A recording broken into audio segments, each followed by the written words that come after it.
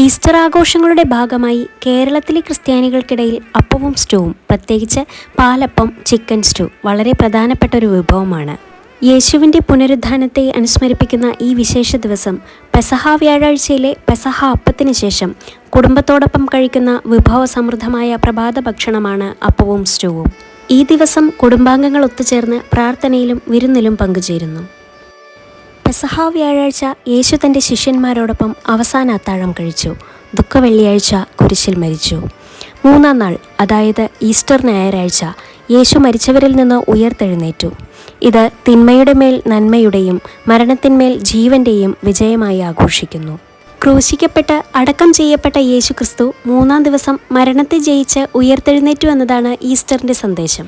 വലിയ നോമ്പിന് ശേഷം ദുഃഖവെള്ളിയാഴ്ചയുടെ വേദനയ്ക്ക് വിരാമമിട്ടുകൊണ്ട് യേശുവിൻ്റെ പുനരുത്ഥാനം വലിയ ആഹ്ലാദത്തോടെ ആഘോഷിക്കുന്നു.